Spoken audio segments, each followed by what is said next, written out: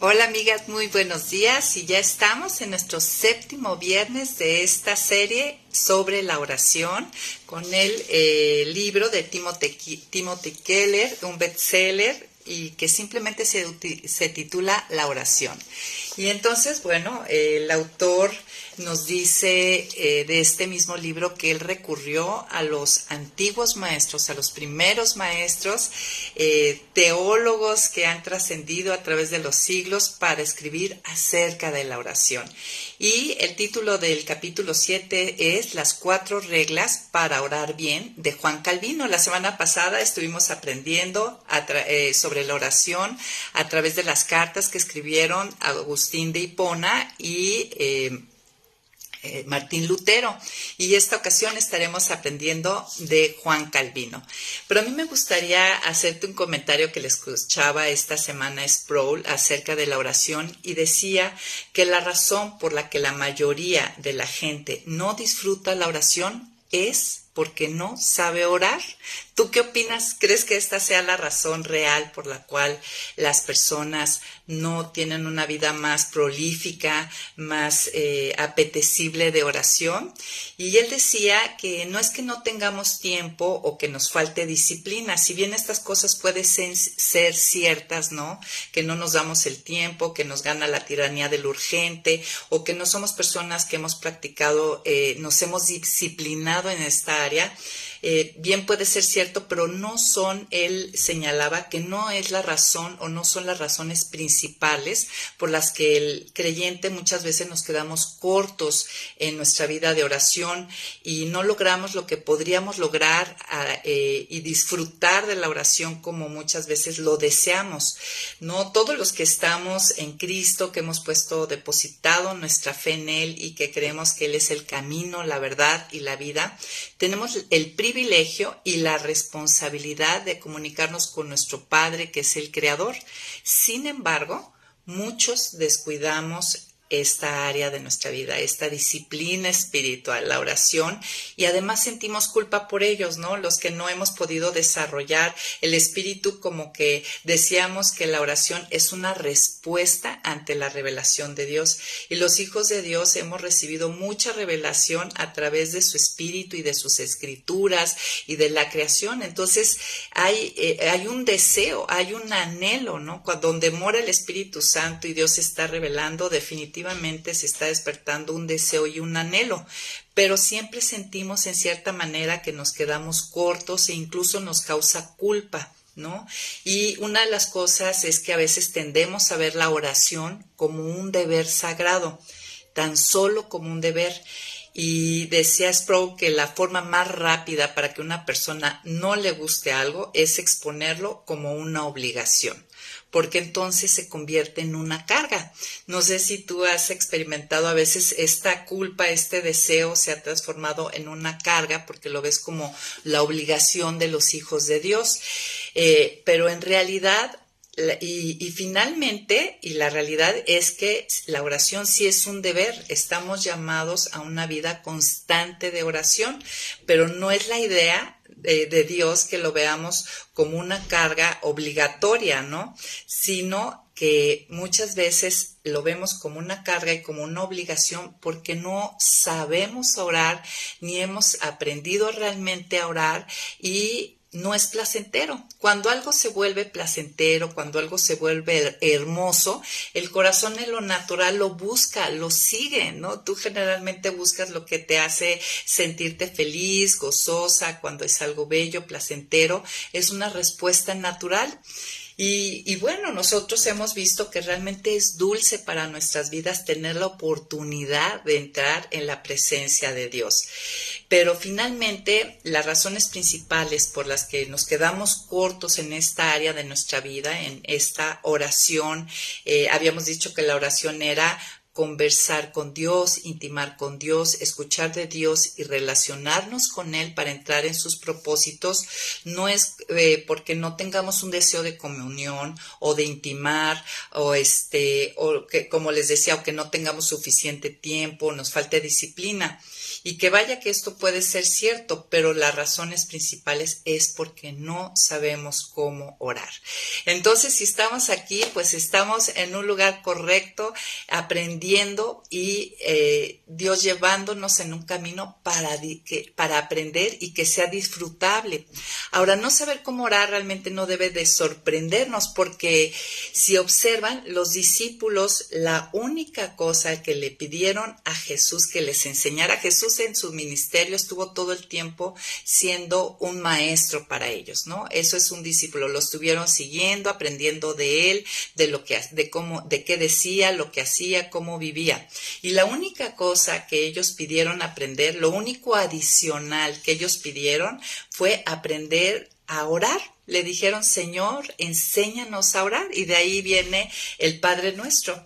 Y pues ellos tenían dos razones, ¿no? Claramente. Una, pues que no sabían cómo, y por otro lado habían observado que Jesús sí sabía. Lo vieron irse solo cantidad de veces, apartarse para estar con su Padre, y esto contrastando muy fuertemente con lo que ellos veían con los fariseos y los maestros de la ley, que en vez de apartarse les encantaba estar en las esquinas, alzando manos, con sus solemnes vestiduras y recibiendo la vista y la aprobación de todos los hombres. Y en Jesús veían pues algo muy diferente, una vida continua de oración, él buscando al Padre a solas, en silencio, derramando su corazón. Y también observaron los discípulos que había una correlación, ¿no?, aquí entre el poder espiritual de Jesús y la forma en que él estaba conectado al Padre a través de la oración.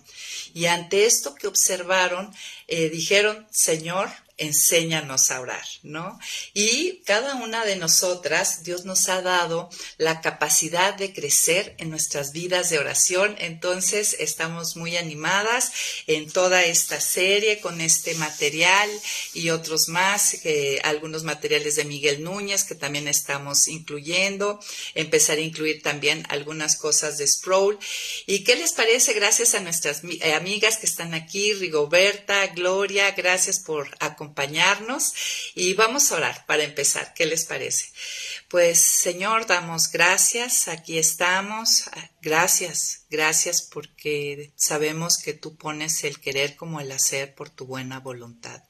Gracias porque sabemos que perseveramos, porque tu Espíritu, Señor, nos lleva a perseverar. Y, Señor, como los discípulos, decimos lo mismo. Enséñanos a orar.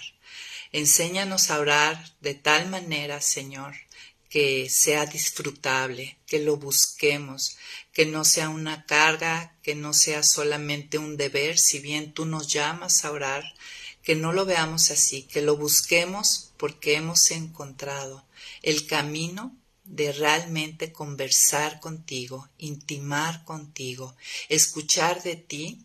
Y porque estamos disfrutando de esta relación donde tú estás bajando tus propósitos a nuestro corazón y nuestro corazón pueda responder con deleite, con aceptación a lo que tú tienes para cada una de nuestras vidas. Bendice este tiempo y enséñanos. En el nombre de Cristo Jesús. Amén. Pues muy bien, amigas. Entonces, ¿qué vimos la semana pasada? Pues bueno, la semana pasada aprendimos, nuestro maestro fue San Agustín de Hipona y nos enseñó dos cosas muy importantes. Una, que debíamos considerarnos desolados en este mundo, cualquiera fuera la prosperidad que disfrutáramos, ¿no? Que no importara qué tan buena fuera nuestra situación, que entendiéramos que jamás en las situaciones terrenales, en las bendiciones terrenales, por así llamarlas, íbamos a encontrar la paz y la satisfacción, la llenura que únicamente encontramos en Cristo. Entonces, esa era una primera postura que teníamos que llevar nuestro corazón, nuestra alma. Y la segunda es que debíamos de observar que los afectos de nuestro corazón no estuvieran desordenados, porque eso nos iba a inclinar nuestras oraciones en un camino equivocado, y aprendimos que incluso orar con los afectos desordenados del corazón, pues fomenta la idolatría, ¿no? Hace esos ídolos más grandes, más fuertes, más tallados. Y también aprendimos de Lutero varias cosas, ¿no? Cómo orar en momentos difíciles, y era la oración de Jesús en el huerto de Getsemaní, donde yo expreso en una manera sincera: Padre, si es posible, pasa de mí esta copa, o sea, esta situación, esta circunstancia, pero no se haga mi voluntad, sino la tuya, ¿no? El Lutero nos recordaba que esta es una oración clave para los momentos de gran tribulación. También nos enseñó Lutero cómo meditar en un pasaje para prepararnos a orar, ¿no? Y yo no sé si lo estás practicando, ojalá sí. ¿Te acuerdas que era de leer una pequeña porción y anotar primeramente esa porción qué me enseña?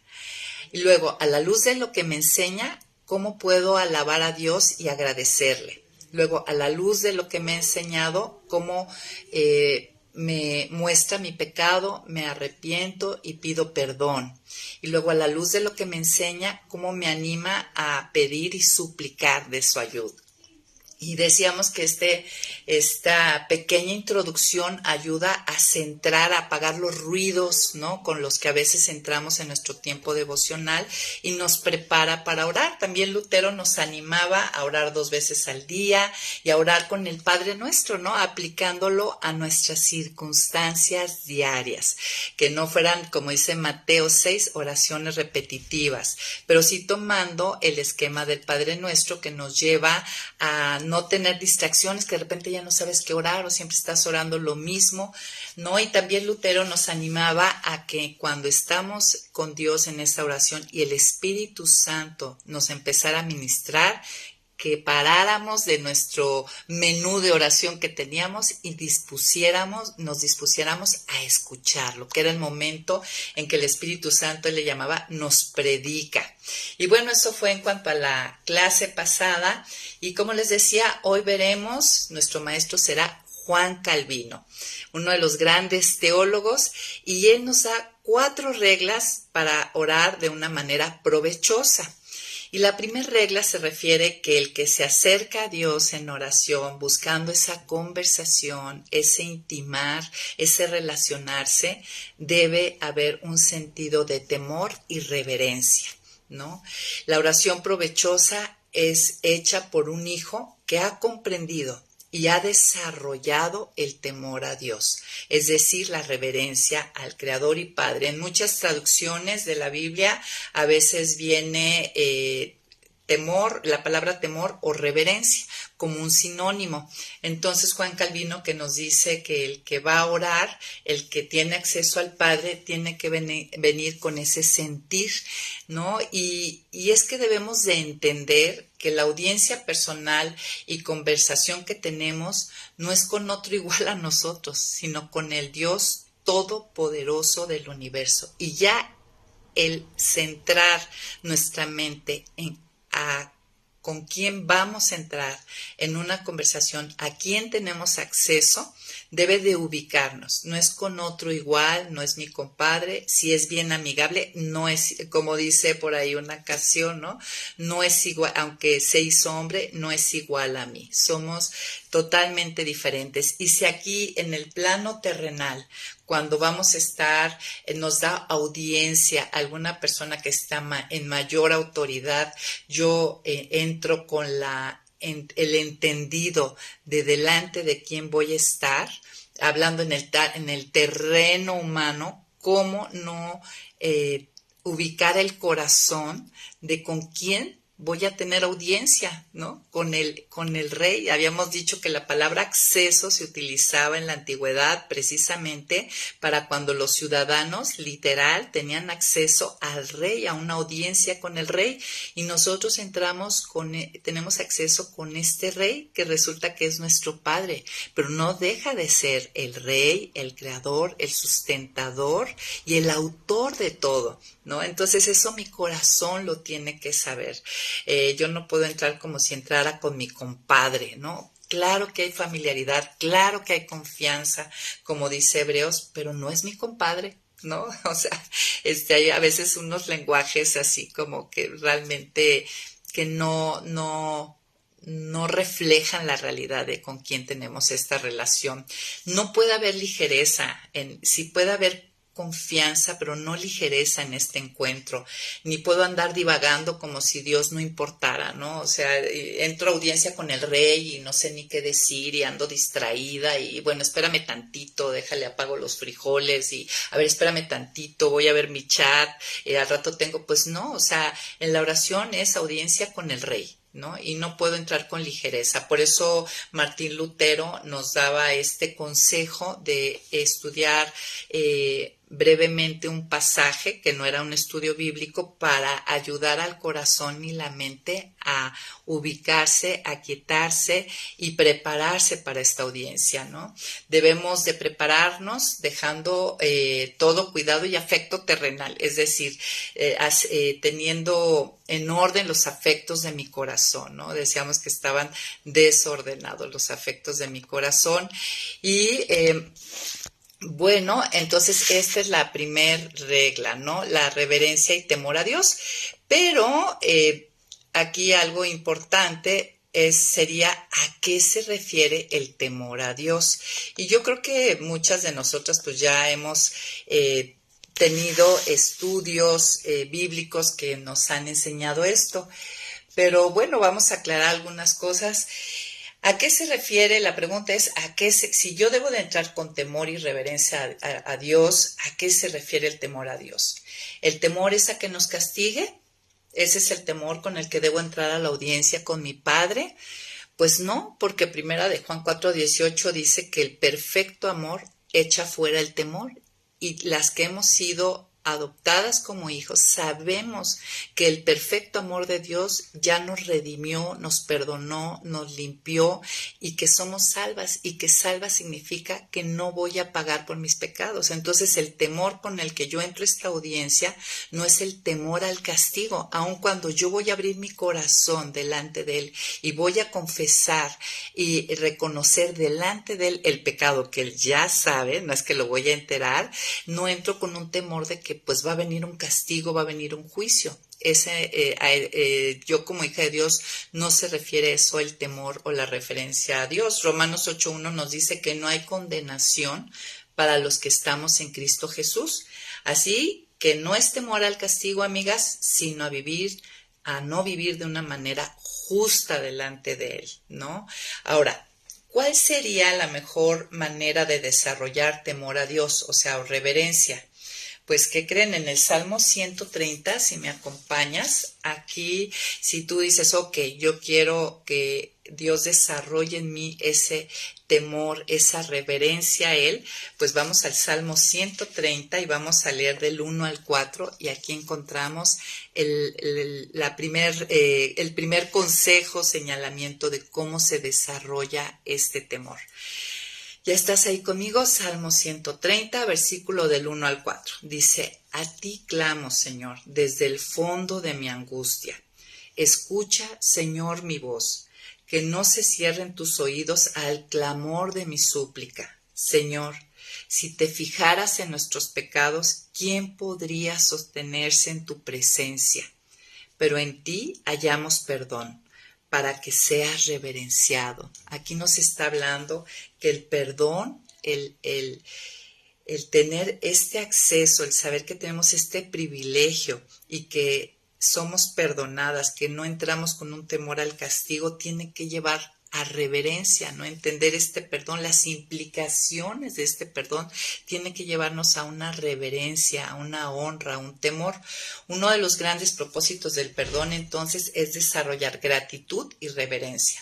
El perdón debe conducir a la pureza y a un temor apropiado a desagradar a aquel que ha sido tan misericordioso conmigo. o sea, que no me ha tratado como me merezco y que sé que entro en este acceso a Dios, en esta audiencia, sé y voy con la seguridad de que voy a recibir su misericordia, porque delante de Él todo está al descubierto, amigas. Y eso me hace sentirme abrumada, ¿no? Esta misericordia sobrecogida por su bondad, por su gracia, y me debe de llevar a una decisión natural de no pecar contra bondad tan grande que recibo. Y decía el autor del libro que es como cuando ponen en tus manos un jarrón muy valioso, digamos estos famosos jarrones de la dinastía Ming, ¿no? Que tienen miles de años y que todavía existen, como si alguien te pusiera en tus manos ese jarrón, pues tú tendrías mucho miedo, mucho cierto temor, nos dijeran, lleva este jarrón de aquí del comedor a la sala, pues tú irías con temor, no de que el jarrón te fuera a hacer daño a ti, sino de tú hacerle daño a algo tan valioso. Y este sería como un pequeño paralelo, ¿no? De entender cuál sería nuestro temor. No es que nos va a hacer daño, sino que yo pudiera dañar a eso valioso. Ahora, definitivamente, de acuerdo a la escritura y la naturaleza de Dios, yo no puedo hacer nada para lastimar a Dios, amigas, realmente. O sea, Él se puede llegar a afligir, a sentir triste, porque obviamente el vivir mal, el pecar, me hace daño a mí y hago daño a los demás. Pero debería de estar la idea es que yo sé que no puedo en sí lastimar a Dios, no es un jarrón valioso, ni lo puedo romper, pero sí debería de estar intensamente preocupada de no deshonrarlo, ¿no? De no deshonrar a aquel que es glorioso e hizo y sigue haciendo tanto por mí. Honrar tiene que ver con lo que tiene más peso. Yo en mi vida tengo que mostrar, la idea es que mi vida demuestre y muestre que lo que tiene más peso en mi vida es Él, ¿no? Si yo he entendido quién es Dios y la oración me revela quién es Dios, cada vez debe de haber más peso de su persona y su importancia en mi vida que mi propia vida. Este sentido de reverencia es crucial para la oración, amigas. El hecho de que tengamos acceso a su presencia y atención debe de llevarme a concentrar mis pensamientos y elevar mi corazón, ¿no? O sea, ubicarme. No es un encuentro con otro igual a mí, decíamos. Entonces, esta es la primera regla. Debo ser una persona que ha desarrollado, comprendido y aprendido acerca del temor y la reverencia a Dios.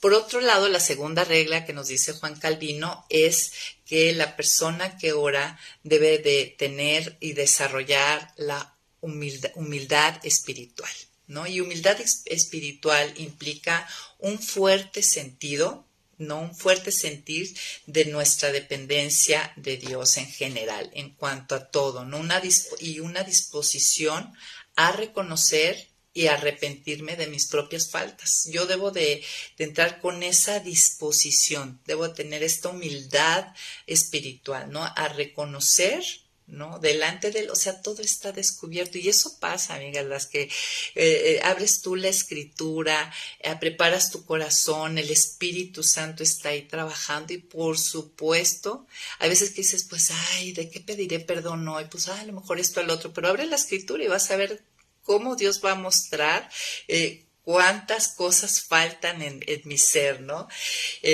Lo que va en contra, algo que hay que ver que lo que va en contra de la humildad es algo que en la Edad Media decían los creyentes que cuando ibas a orar, ibas a presentarte en esta audiencia ante el rey, que te deberías de vestir con tus mejores atuendos espirituales, ¿no? Y ahorita vamos a explicar a qué se refiere eso.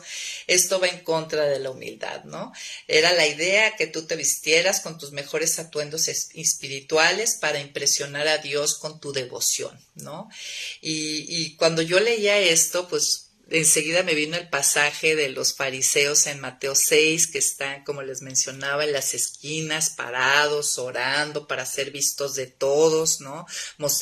Haciendo un gran despliegue de su devoción, de de su entrega, de su pulcritud delante de Dios. También me venía el pasaje donde entra el fariseo y el publicano dándose golpes en el pecho, reconociendo con toda humildad que era pecador, y el publicano alzando el pecho, alzando la cabeza y dando gracias a Dios que no era como ese publicano, ¿no? Entonces esto es como vestirte con tus mejores atuendos espirituales, y eso va en contra de la humildad, ¿no? Debo acercarme. ¿Cómo debo acercarme a esta audiencia, a esta conversación, a este intimar? Con una actitud exactamente opuesta. Debemos ser implacablemente honestos sobre nuestras faltas y debilidades y no tratar de poner mi mejor cara, ¿no? Dejar toda pretensión y falsedad. Y esto es muy importante para que se pueda dar esa intimidad con el Padre. Si yo voy poniendo mi mejor cara, aparentando, creyendo que yo necesito mostrar lo mejor de mí fabricado, pues no se da intimidad, amigas, no puede haber intimidad, y es una gran obstrucción para que el Espíritu Santo trabaje en mí. Algo bueno, y la buena noticia es que una oración bíblica, una oración bien preparada, exige y produce humildad. O sea, una oración bien llevada nos va a producir humildad, porque va a descubrir de la manera más amorosa realmente quién es Él y quién soy yo. El autor Timothy Keller mencionó una frase que me la aprendí, amigas, apréndetela, en cuanto a entrar en oración con humildad. Los únicos defectos de carácter que no pueden ser corregidos son los que no admito. Fíjate otra vez, los únicos defectos de carácter que yo pueda tener, con los que esté yo lidiando, que no pueden ser corregidos por mi Padre a través de su Espíritu Santo y su Escritura, son los que no admito. Entonces, si yo no entro con esta humildad, pues yo no voy a admitir, ¿no? Y yo voy a estar poniéndome esos atuendos de piedad, queriendo mostrarle a Dios algo que Él sabe que no soy. Estoy sinceramente autoengañada. Así que reconozcámonos. Nosotros en Cambios Profundos vimos que teníamos una nueva identidad, que somos unos grandes pecadores, que tenemos un gran Padre que me ama de manera perfecta, que me ha perdonado y que está haciendo una obra en mí, ¿no? La confesión y el arrepentimiento, amigos, son decisivos para ir a madurez. La transformación, el que Dios me vaya moldeando a la imagen de su Hijo, necesita sí o sí de humildad para entonces poder ver mi pecado, poder experimentar arrepentimiento, confesión y cambio de dirección. La oración me lleva a la presencia de Dios, donde son expuestas mis carencias. Y sí, o sea, yo sé que muchas lo hemos vivido a la hora de estar delante de Él, abriendo su palabra. A veces pues tú no estás viendo todas tus carencias, pero abre su palabra, ¿no? La ley nos da conocimiento del pecado, y es verdad. A veces pensamos que nuestras carencias sí son estas y estas y estas. Yo ahora que he estado haciendo mi devocional con salmos, no, bueno, no hay día que no encuentre carencias, amigas, y yo creo que a todas nos pasa lo mismo. Mi conciencia de insuficiencia, ¿no?, delante de Dios, me va a impulsar a buscar más a Dios, ¿no?, a buscarlo más intensamente por su perdón y su ayuda. Esto hace un círculo vicioso, un círculo virtuoso, ¿no? O sea, entre más humilde soy delante de Él y entro con esa actitud, Dios puede revelarme más de la única manera que Él la hace, amiga. Lo hace de una manera amorosa, una manera donde te anima, ¿no? Donde te acaricia, donde duele, pero donde te acaricia y te levanta y te anima a ir hacia adelante, y donde te da la esperanza que Él va a corregir esos defectos de carácter. Por otro lado, si no hay humildad, si yo estoy culpando a los demás y no tomo mi responsabilidad, pierdo una de las mejores partes de la oración, amigas. O sea, en la oración es donde se puede dar el arrepentimiento, y el arrepentimiento es cambio de dirección, es transformación, ¿no? La oración llevada correctamente con humildad me da poder para dejar la autosuficiencia, el traslado de culpa, estar diciendo que todo lo malo que ha pasado es por la otra persona, la autocompasión y el orgullo espiritual. Entonces, esta segunda regla de Calvino que nos recomienda creo que es importantísima. La tercera regla es entrar con una confianza sumisa a Dios. ¿A qué se refiere eso? Es decir, que creer que su voluntad, ¿no? Yo entrar a orar, ¿no? Con una confianza sumisa a Dios. En Dios quiere decir que yo creo que su voluntad realmente es buena, agradable y perfecta. Y estar bien dispuesto a aceptarla, aunque duele. O sea, que voy con la intención, ¿no? De aceptar lo que Él está permitiendo en mi vida. Con la confianza en su perfecto amor para poder entrar en sus propósitos. O sea, Dios no se equivoca. Y en las manos de Dios, lo que vimos en Ama a Dios con toda tu mente en cuanto a Romanos, que dice, los que aman a Dios, todas las cosas les vienen a bien, las buenas, las malas, las feas, las difíciles, las excelentes. Todo les vienen a bien a los que conforme a su propósito son llamados. Yo entro en oración a derramar mi corazón, a hacer una ofrenda de mis deseos, de mis necesidades, con esta disposición, ¿no? Confiar en Él incluso cuando las cosas no van como yo desearía. Es el momento de aplicar lo que hizo Jesús. Hágase. Yo quiero esto, pero hágase conforme a tu voluntad.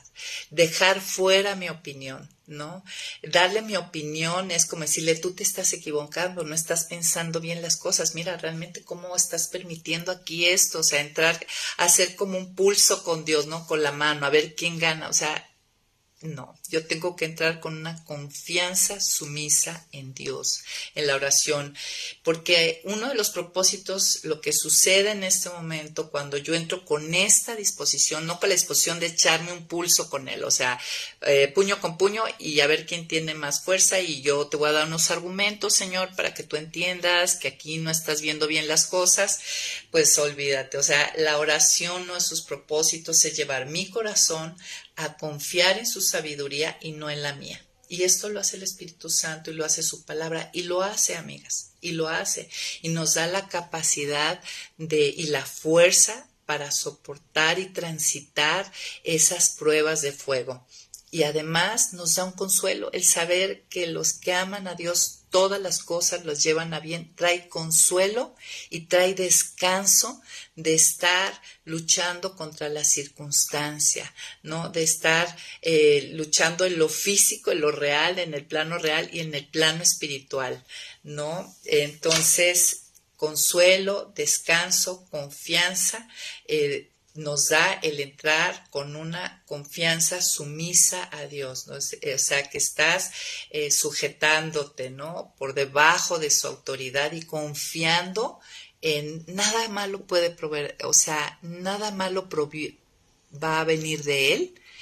Y lo que sí es que lo malo de nosotros y de este mundo caído, de mi pecado y del pecado de otros que me alcanza, Él tiene la capacidad de llevarlo a bien. Y esto es parte del sentir con el que yo entro a orar por esas dificultades. La cuarta regla, ya entrando a la cuarta regla, es orar con seguridad y esperanza. ¿A qué se refiere? Miren, la cuarta regla nos anima, como dice en Mateo 7, capítulo 7, el versículo 7 y 8, el orar con seguridad y confianza se refiere a esto que nos dice Jesús. Jesús nos dice, pidan y se les dará, busquen y encontrarán, llamen y se les abrirá, porque todo aquel que pide recibe y el que busca encuentra y al que llama se le abre, ¿no? Entonces esta regla nos anima a esto, a aplicar esto, a animarnos a pedir, a buscar, a llamar, esperando recibir. ¿Se acuerdan que una de las cosas que el autor al principio del curso nos animaba era acercarnos a Dios con la expectativa de sí recibir, no como, bueno, voy a orar, pero ya sé que no me va a contestar, ¿no? Sino de sí recibir, ¿no? Sabiendo que al que llama se le abre.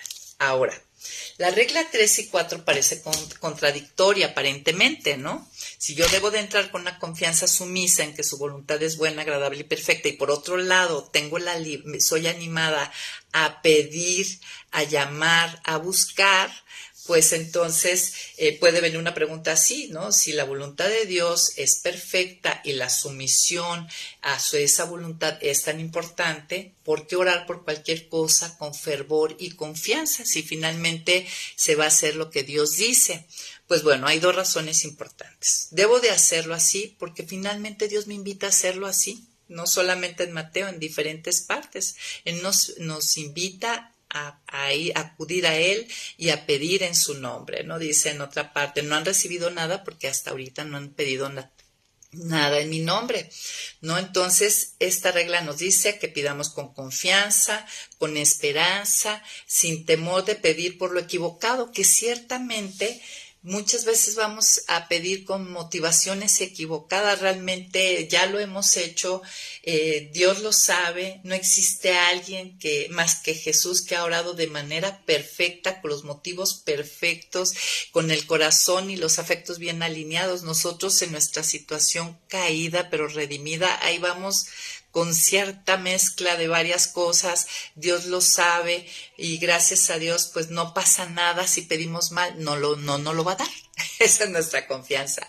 Pero Dios nos anima a ir y pedir, ¿no? Pedid y se os dará. Y finalmente en eso Él va alineando el corazón, la mente, bajando sus propósitos. Él va haciendo su obra, ¿no? Entonces, por un lado, debo de hacerlo porque Él lo dice que lo haga y Él obra a través de eso. Y por otro lado, porque Él espera darnos muchas de las bendiciones solamente hasta que las pidamos, amigas. Y uno podría decir, pero ¿por qué solamente hasta que las pida? Aunque si tú observas, muchas cosas las hemos recibido aún sin pedirlas. Pero hay cosas que Él reserva a dárnoslas únicamente hasta que las pidamos. ¿Por qué? Mira, si las recibiéramos sin pedirlas, muy seguramente mi corazón lo interpretaría como un fruto de mi propia sabiduría, de mi diligencia o de mi esfuerzo, ¿no? Claro, vino esto porque pues yo lo hice así, porque yo lo logré, porque soy muy lista, en fin, porque me apliqué. Entonces, la idea es que Dios quiere revelarse y mostrar quién es Él y todo el favor y su bondad a nuestra vida y dárnoslo sin que lo pidamos, pues eso nos refuerza, ¿no? Los dones, o sea, los regalos que recibimos de Dios que no se reconocen como parte de Dios, de alguna manera son mortales para nuestra alma, porque expresan la ilusión de una autosuficiencia. Y esto me lleva a un exceso de confianza en mí misma, en mis capacidades, en mis recursos, y eso me prepara para el fracaso, y eso me prepara para tener una vida pobre de oración, ¿no? Y pues me pierdo muchísimo con una vida pobre de oración. Dios mantiene a salvo mi corazón cuando únicamente yo recibo por medio de la oración, ¿no? Entonces, recordemos esto, la regla 3 y 4 nos decía el autor, son complementarias y deberíamos verlas juntas, ¿no? Por un lado, pedir con la seguridad y esperanza y por otro lado, con confianza sumisa, aceptando y recordando, ¿no? Que pues va a ser de acuerdo a su voluntad y que yo debo disponer mi corazón a aceptarlo gustosamente. Y el autor nos hablaba de que Calvino tenía una última recomendación para sus reglas, que no lo dice como regla, pero muchos dicen, bueno, es la quinta regla y es la regla de la gracia. Y se refiere a esto, que aun cuando las 4 reglas anteriores no las apliquemos o las llevemos de la mejor manera, no va a impedir que mi Padre me escuche o va a hacer que rechace mis oraciones imperfectas. La regla de la gracia me dice que aunque yo pida de manera imperfecta, Él me escucha, me recibe y hace su obra en mí, ¿no? Por eso me echa de su presencia, ¿no? Como los reyes bíblicos, tenemos ahí Esther con el rey Asuero, ¿no? Que si levantaba el cetro, si ella entraba sin ser llamada o de manera inadecuada o le desagradaba, pues incluso podía dictar sentencia de muerte.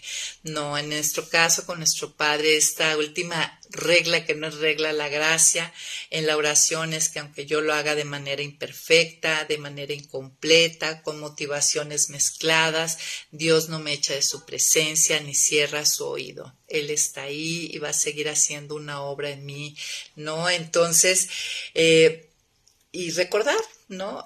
Existió nada más uno que oró de manera perfecta, de manera íntegra, y fue Jesús. De ahí en fuera nadie lo ha logrado. Tampoco concluyamos que seguir un conjunto de reglas hará que mis oraciones sean escuchadas, ¿no? O que Dios tiene entonces el deber de contestarlas como yo quiero, ¿no? Nada de lo que hagamos, amigas, nos hace dignas o merecedoras de ser escuchadas, ¿sí? Solo por la gracia no soy escuchada, soy recibida. No es mi conducta, sino la obra salvífica de Jesús la que me da ese acceso. Las reglas, el seguir, el buscar que mi corazón se alinea, todo esto no gana ni merece la atención de Dios. Y muchas veces, ya habíamos hablado de esto, yo a veces puedo entrar con esa idea, ¿no? De que ya me apliqué en mi curso de oración de Semillas de Esperanza, ya tomé mis notas y estoy antes de orar, tengo ahí todo anotado y estoy pidiendo a Dios que mi corazón, y ahora sí, me gané tu atención, Dios, para bien la oreja a lo que te voy a decir, ¿no? Seguir las reglas no merecen ni ganan la atención de Dios, pero sí amolda mi corazón y adapta mi oración a lo que es realmente Dios y lo que encuentro en Él, o sea, me alinea con Él, ¿no? Entonces sí es conveniente buscarlas, más no es como mi pase libre, mi VIP, mi pase VIP, ¿no? Y bueno, ya para ir aterrizando este día, te voy a hacer una pregunta. ¿Tú qué crees? ¿Dios escucha las oraciones también de los que no son sus hijos? ¿Tú qué piensas? ¿Crees que Dios escucha las oraciones de los que no son sus hijos, de los impíos? Pues bueno, te quiero decir que sí.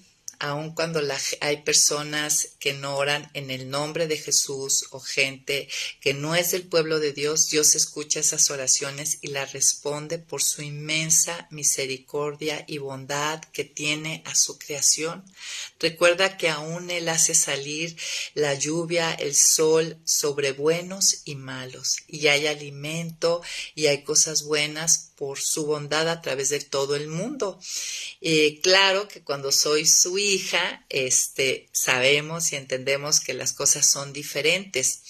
Y tenemos caso, en la Biblia nos muestra el caso, por ejemplo, los ninivitas, ¿no? Que se arrepintieron y Dios los eximió de destruir esa ciudad, ¿no? Escuchó a estos ninivitas. También tenemos el caso de Agar, la esclava de Sara, ¿no? Cuando estaba en el desierto con Ismael, ella clamó a Dios y Dios le contestó y no era parte del pueblo. Incluso le dijo Dios a Abraham, sácala, porque en ella no está la promesa.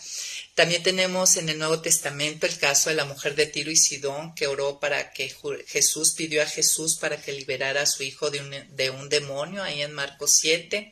También tenemos a Cornelio, el centurión, ¿no? El centurión romano, que dice la Biblia que él oraba regularmente a Dios y él no era parte del pueblo, ¿no? También tenemos la oración del malvado rey Acab. Entonces, así es nuestro Dios. Esto nos muestra la bondad de nuestro Dios. Y si Dios escucha al impío, al no llamado, al no escogido, cuán grande garantía y consuelo me da el acercarme confiadamente al trono de la gracia, sabiendo que a las hijas tenemos un lugar especial en su corazón, un cuidado especial, un propósito Él tiene para nosotras. Y por otro lado, quisiera hacerte una pregunta. ¿Has caído en la trampa de orar en tu propio nombre? ¿Habías escuchado esto? De esto nos hablaba el autor. ¿Y qué sería orar en mi propio nombre? Pues mira, orar en mi propio nombre, guardémonos de orar en nuestro propio nombre, que significa que yo pienso que por mi servicio, mi obediencia, mi fidelidad o mi perseverancia en Dios, Él debe de escucharme y contestarme. O sea, que por mis propios méritos, ¿no? Él debe de escucharme y responderme. Eso sería orar en mi propio nombre. Y bueno, hay que guardar el corazón de esto también, no estar entrando a esa audiencia con el rey, a esta conversación, a esta intimidad, a esta relación, pensando que por mi obediencia, y lo digo entre comillas, por mi piedad, por mi servicio, por mi perseverancia, es que yo tengo derecho a ser escuchada y ser respondida. Eso es orar en mi propio nombre. Y aún las que oran en su propio nombre, al final de la oración dicen en el nombre de Cristo Jesús, porque es parte de ser obediente. Esta es una trampa, ¿no? Pero bueno, ya por último, amigas, vamos a contestar la pregunta: ¿por qué solo a Jesús pertenece el privilegio de la oración y el acceso al Padre? ¿Por qué solo a Jesús?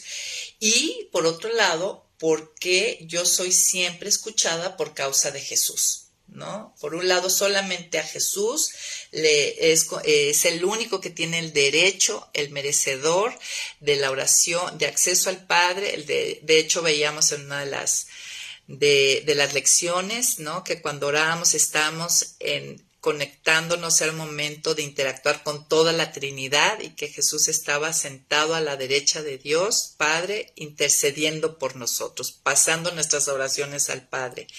Y la pregunta es: ¿por qué yo soy escuchada por causa de Jesús? Entonces, primero, miren, después de la caída, Dios a los que llama y escoge desde un principio, desde el Antiguo Testamento, los llama hijos, ¿no? O sea, con esto refleja que Él a los que llama y escoge ya tenía desde siempre un plan de adopción como hijos. Miren, Dios llama a la nación de Israel mi primogénito. Si vas conmigo a Éxodo 4, en el versículo 22 y 23, mira cómo Dios llama a la nación de Israel.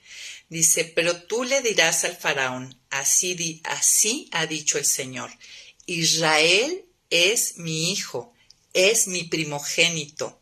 Ya te he dicho que dejes ir a mi hijo para que me sirva, pero tú no has querido dejarlo ir. Por eso ahora voy a matar a tu hijo primogénito. Y ahí es donde vino la última plaga. También, y vemos también en Oseas, que hace la mención de cómo llamó a su hijo para que saliera de Egipto en el Éxodo. También vemos cómo nombró a David y a Salomón para que fueran sus hijos, pero estos fracasaron en esta obediencia al Padre y de comportarse como sus verdaderos hijos. Pero llegamos al tiempo de Jesús y en el bautismo escuchamos de parte de Dios Padre decir: este es mi hijo amado en quien tengo complacencia. Por fin llegó un hijo que sí era capaz de complacerlo de una manera perfecta.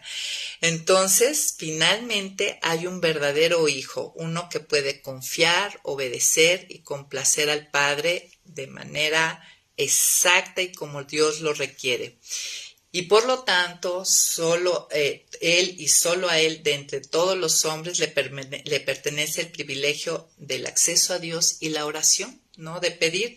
Es el único que ha podido decir con confianza, ¿no? Ahí en Juan 11 dice: yo sé que siempre me escuchas, Padre, ¿no? Esto es algo que dice Jesús: yo sé que siempre me escuchas, cuando Él está orando por sus discípulos.